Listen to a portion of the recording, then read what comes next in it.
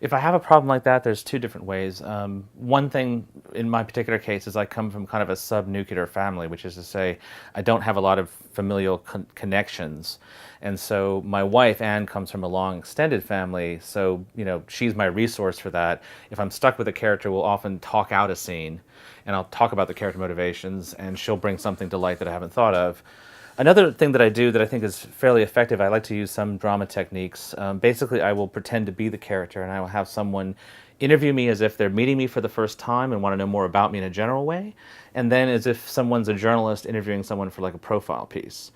And the advantage to that over some of these kind of mechanical things you see online about asking questions about your character is you don't know what question you're going to get. You're actually trying to method act what's going on. And I find that it's surprisingly effective in coming up with stuff on the fly. That's one thing I will do. The other thing I would do is probably go back to the beginning and see if there's a point at which things went wrong that maybe even is further back than I thought. Because often, too, problems with character are tied to perceptions of setting, structure, all kinds of other issues. So really, you're kind of being kind of a doctor of narrative and trying to figure out exactly where something went wrong. I will also do something very mechanical, like I will draw a circle with all the character names along the outside, and then I will draw lines between them, and sometimes you'll just see, oh, I have two characters that really aren't connected to anyone else in the story. And it may sound very mechanical, but it's actually about the fact that story comes out of character. And sometimes when it's gone wrong, it's because you haven't been able to visualize how these people really are connected or what history they have. I have that happen with stories, and the difference with a story is it's a much smaller container, so maybe it's a little bit less excruciating than it would be with a novel. On the other hand, you really have to figure that out because you can't have anything that's flat in a story. There's a story in the new collection that I probably worked on for a year and a half because I couldn't get one of the characters in that story right. And I think as a writer, you start to, either through workshop or through reading lots or just from sort of having a good eye what you want in a story, the story that you're working on, you start to develop this, I think of it as the yes-no sense. So you'll put some sentences in and you'll think, yes, okay, I can keep on going from there. This is coming to life. And sometimes you think, no, this is okay, but it's not right yet. And I think there are writers who can go through that first draft and think, no, this isn't right, but it is a placeholder for something I'm going to come back and fix. Because you can't get everything right in the first draft. But at least when I work, I need to get the main characters. They really need to, I need to have that yes sense about them to keep on going. Holly Black, again, who's one of the smartest people I know, says that with a novel, especially if you're working on your first novel, that it doesn't have to be good. She said that's too much to expect when you're first working a novel, that you just have to finish it, that you cannot expect to make it good and also finish it, that you instead go back after you have your first draft, and that's when you make it good. And that's one style of working, and I think other people can't really get forward until they get a certain number of things right at the beginning. I do. That happens alarmingly frequently, and I think for me it's very important to have somebody that I collaborate with. For a lot of people it's an editor. For me, my first reader is my agent, and she's very good at unpicking, because often when you're very close to the writing, it's really difficult for you to see where your problem is, and sometimes it just takes a fresh pair of eyes. So that tends to be the way I get through things. Another way with a character problem is to write a scene that's not necessarily got anything to do with the book, but take the character somewhere else and see how they would behave, in a completely different situation. And sometimes that can unpack some of your problems. Well, I look for some kind of a paradox within the character, something that they are doing that is not consistent with the character's own idea of themselves. And I think in that, when you start to explore the paradox within the character, then you realize how they're evolving and where they have to go. So for me, there's always an exploration of complexity by the exploration of paradox. So I've never actually yet written a draft where the character seems impenetrable. What happens though is that sometimes they jump out and they reveal a part of themselves to you that you had no idea was even in them.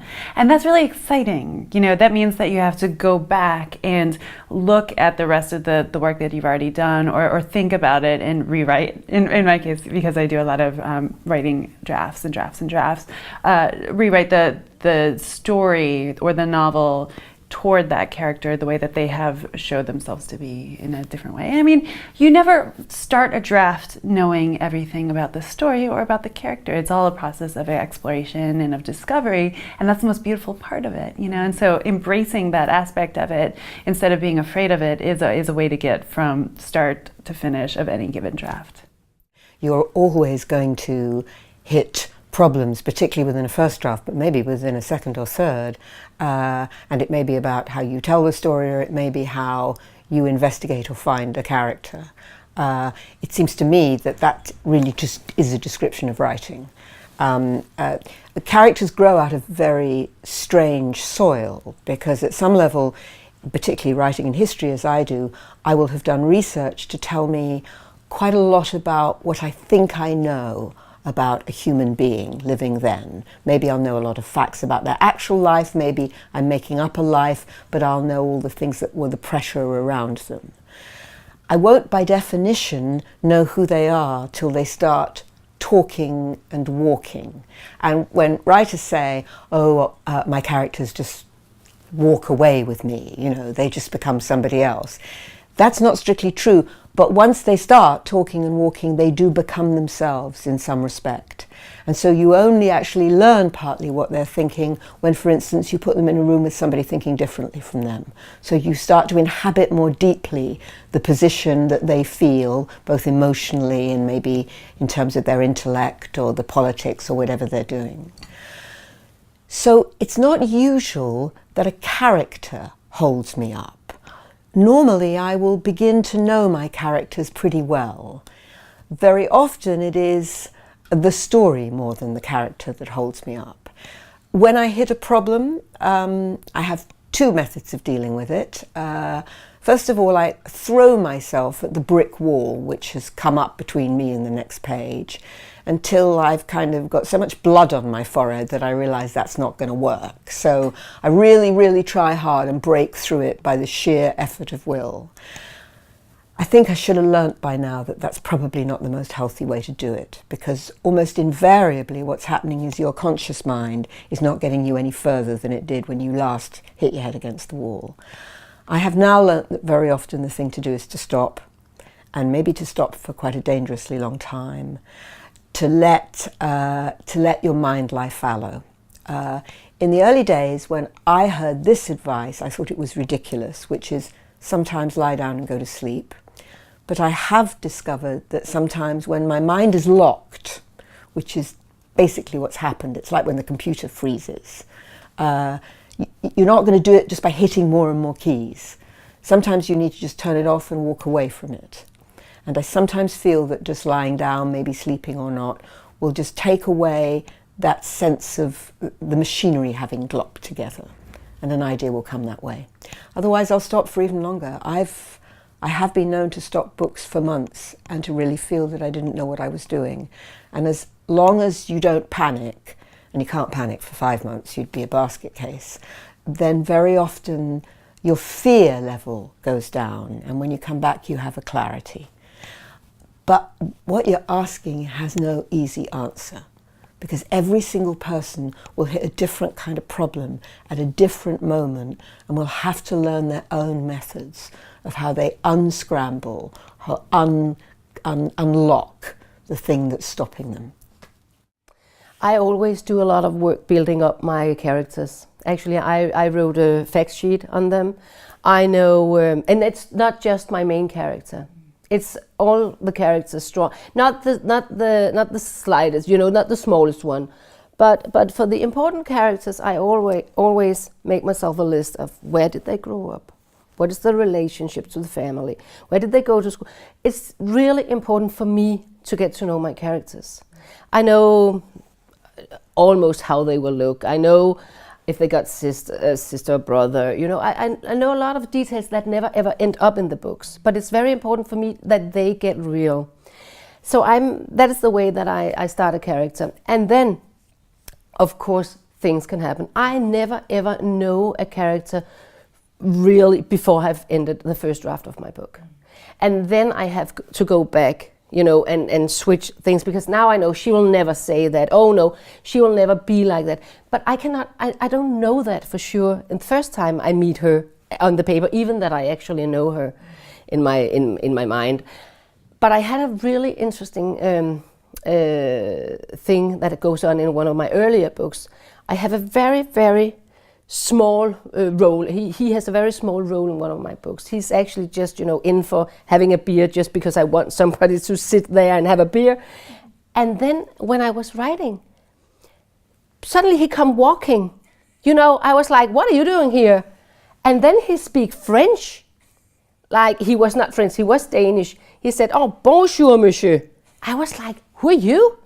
What is going on? And he stepped out of the paper and actually become a very, very important character in the book. Sorry, I had to kill him. And that's really, really hard for me still. I miss him. He was so real and he came out of nowhere. And then I really got that feeling, okay, you can be so really well prepared. You can build up, you can put everything into it.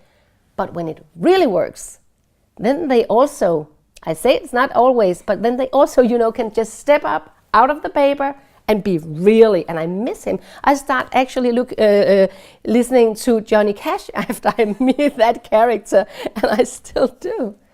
So a little bit of both. Build them up so you know them, and then be open-minded if someone just walking in, because then they have the right to be in your book.